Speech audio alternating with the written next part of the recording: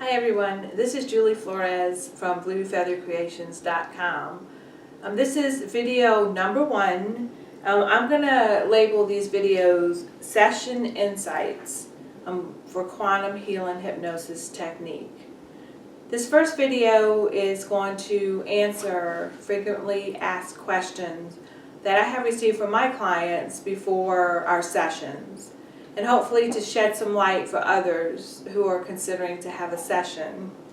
Today is September 12th, 2016. The first question that I have on here is how long are the sessions? The sessions can be between 3 to 4 hours, sometimes even 5 hours, and people may think that that's a long time, but there are different parts when you go into a session. The first part is you sit down, we will sit down with you, and we'll discuss your list of questions that you will compile to explore during your quantum healing hypnosis technique session. After we have discussed that, and that is one of my favorite parts, because as a nurse, it's almost like an assessment. You're trying to find out the needs of the client, and hopefully during the session, help the client resolve those needs. I mean, that's the whole purpose. It's not just a technique to go, oh, I want to go see what I was in a past life, which some people do. They may want to just see what has happened. But for the most part, I feel that these sessions can be used as healing, and they are. They can be used to heal psychologically. They can be used to heal physically. That is the whole purpose of the technique that Dolores Cannon created. It's to help heal the body, heal the mind.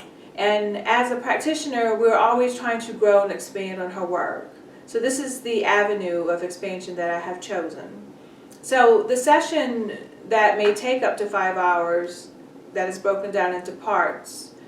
During the actual session, the actual hypnotherapy, when you're under and you're in that exploratory phase, about 2 hours is a normal length of that piece.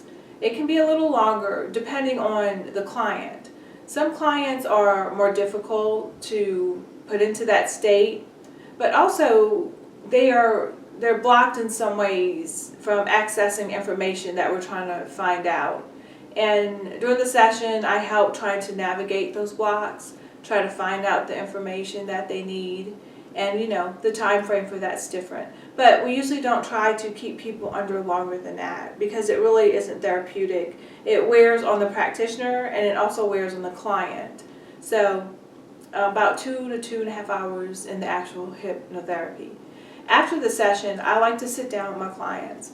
We discuss some of the things that came up during the session, if they may have any questions about things that we explored. And it also is a good time to help that client ground back into this state of reality. When you're exploring the mind, it's easy to disconnect from your physical body, like we do when we're dreaming at night, like we do when we astral travel. So it's important to make sure that you're fully engaged back into your body when the session is completed. And there's some grounding techniques that I use. Definitely drinking something and eating something after the session is a good way to pull yourself back into your body. So that is the third part for me of the session. The next question I have on here is somebody has asked, will I die if I'm hypnotized and I die in that lifetime? No. Actually, part of what we do in quantum healing is we take that client through the death experience of that life that they're exploring, if that's where they go. And the purpose of going through the death experience is to move them to the next part, and that's the life between life. We have techniques that we use as practitioners to help keep you safe, to watch you, and to make sure that if you're experiencing any type of emotional distress, that we pull you out of that. That's why it's so important that we sit with you, we assess you, we talk to you, and we explore what you're needing. That way we can help you. It's our responsibility as a practitioner to be able to do that. So yes, you may experience the death process while you're under hypnosis, but your actual physical body will not die. the whole point of doing that experience is to help you realize or to find out answers to the questions you have and to help you in this life. Another question I had was, will I get possessed during the session? And I don't want to talk bad about religions because I really don't have anything bad to say about them. That's a choice. And if that's your choice, that's fine. I respect that. I see people from every different types of religion. I see people who don't even practice a religion. So usually the experience, it will focus on some of that, some of your religious beliefs. However, demon possession is another topic. And actually in the future I'll be working on a set of videos for that. And I don't like the word, I don't like it called demon possession. It's more of attachments and things we draw to ourselves.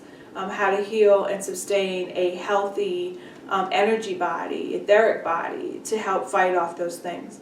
But that's something in the future. So, will you get possessed? No. The session is just guiding you through your own personal experiences, whether it's in this life or it's in another life.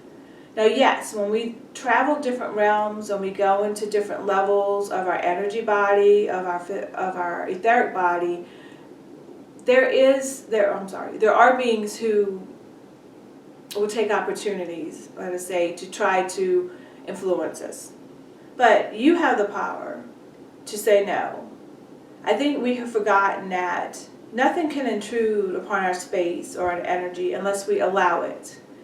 Just like a bacterial infection, as a nurse I know, your body's exposed through opportunities.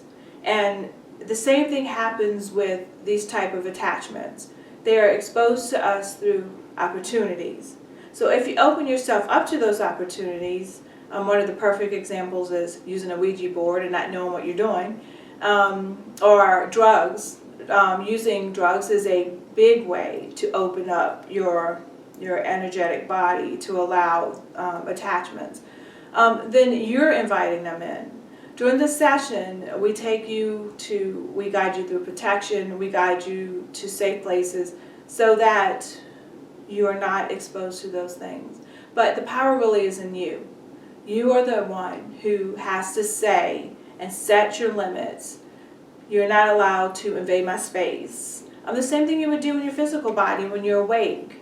A lot of times we don't even realize we're given permission for those types of energies to come towards us. And another question, do I go to other planets? Yeah, a lot of people go to other planets. I went to another planet during my session because I had a session before I actually got into QHHT to explore, just to explore it and see what happens. People do travel to other planets and they experience life as other types of beings. I have people who experience being in spaceships.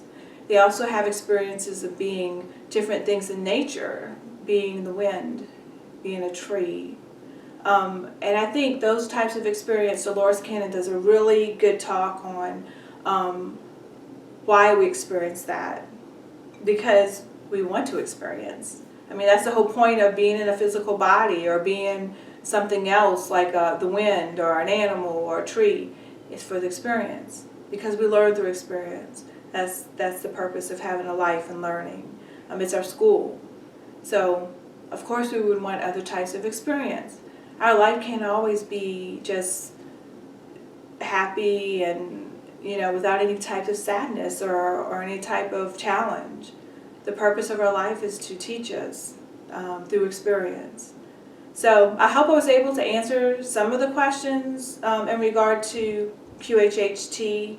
I'm going to post these questions on my forum, so please go to bluefeathercreations.com, and I welcome any type of comments you have, and please keep them positive. Thank you, and I'll see you in my next video.